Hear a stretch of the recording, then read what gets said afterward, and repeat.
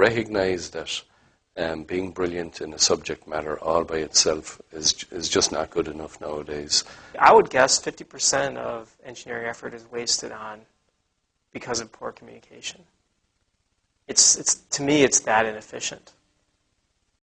We look for the basic programming skills and coding skills, which is needed for all engineers. But I think one of the distinguishing factors that we look for in someone who can really fit in Google is really communication skills and working in a team, or team working skills.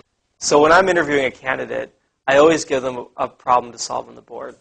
But I try to make it clear to them that most of the importance I'm placing is on how they describe what they're doing and their thought process step by step, so they can break down their thought process completely and expose it to me bit by bit. You know, what's written down in paper is what gets you to the interview, but it's communication skills that kind of get you the job. When we hire or when we interview students for opportunities, we certainly find that soft skills are extremely important for a technical position. So the telltale signs for someone having strong communication skills in an interview, for me at least, is really observing how they tackle even simple problems. I'll give you a classic example. So I give someone a problem saying, here's an algorithm and you need to write the code on the board. 9 out of 10 folks might get the answer right, or they might get it wrong, but you'll find a few of those people actually taking the time out to explicitly state what they're going to do and how they're going to do it. So sort of verbalizing the approach before they start. At that point, they kind of pause and ask for feedback, saying, this is what I'm thinking. Does that make sense? And should I go ahead with it? Here are the pros, here are the cons. These are obvious telltale signs that the person is not just thinking aloud, but really asking for feedback and using that feedback as part of his output for the interview. Communication is the only way to work if you want to get promoted. Nobody is going to go looking around down there, oh, look at that person down there. They don't communicate well, but I know they're brilliant. That just doesn't happen kind of thing, The concept of collaboration at Google is given a lot of importance, especially in the engineering domain. A lot of people don't know this, but one of the goals that Larry and Sergey had when they thought of free lunches at Google was really that employees from different parts of the company would come and sit down at work, at lunch, and hopefully meet someone they hadn't met before.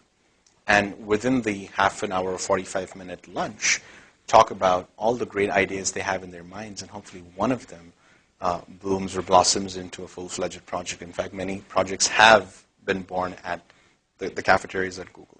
In a team engineering situation, you have to make sure that people understand what you're doing, why you're doing it, and how much time you're spending on it, and why. I know plenty of examples of people who are in important jobs and in interesting jobs, right, that have got there because they're just solid, good communicators. They know how to listen and they know how to speak. I think about every technical role that I've interacted with in different companies that I've worked in. They've all had some aspect of having to persuade or negotiate or try to request more hardware or some aspect, or even request more funding to be able to continue development of 2.0. So in each case, they've had to be able to state their case. The organizations that have a good collaborative environment are the ones that are the strongest. It's no longer just programming in a dark corner and all by yourself. Interconnected means you're teaming with others, you are interacting with others, you are negotiating to get that deal, you are trying to convince your boss you need that new server. So you just, throw pizzas into a dark room and code comes out of it and everybody's happy kind of thing.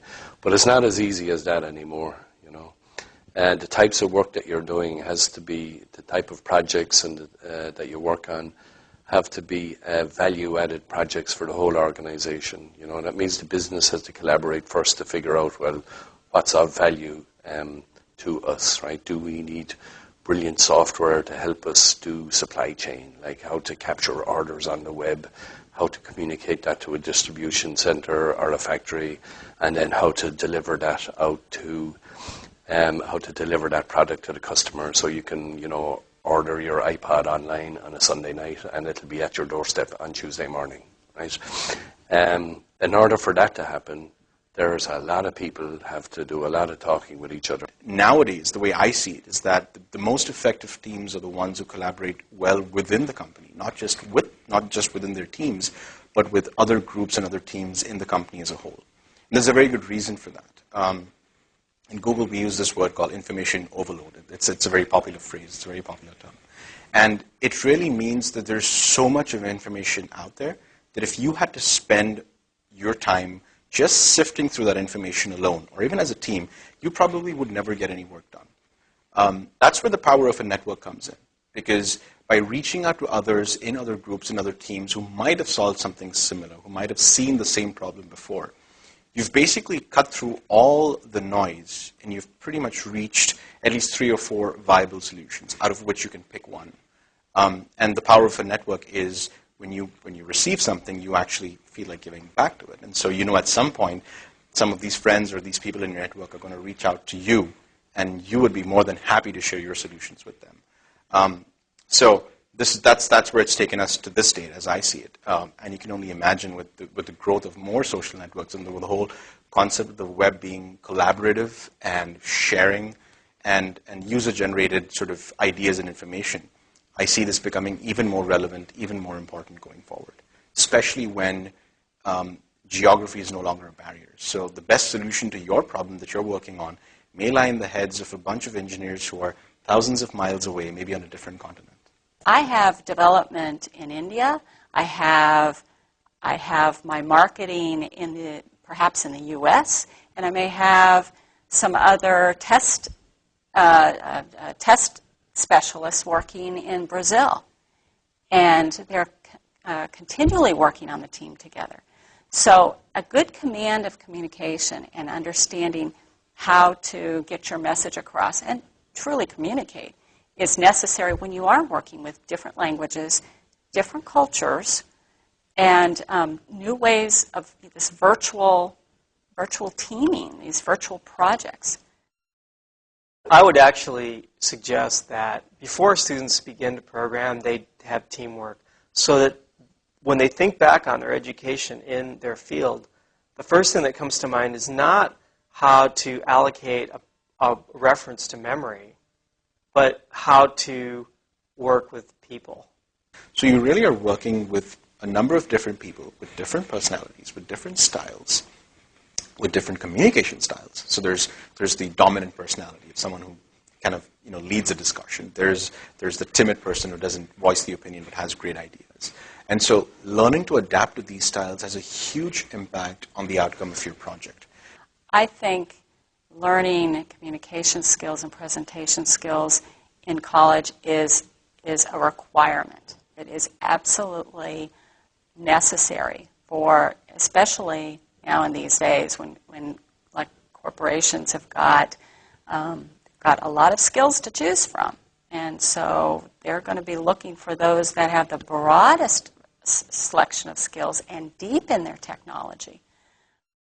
Where I think we can make improvement easily is in better listening skills and better writing skills. Because there's no point in being a brilliant subject matter expert if you're not able to use that and communicate it and understand how it can be used.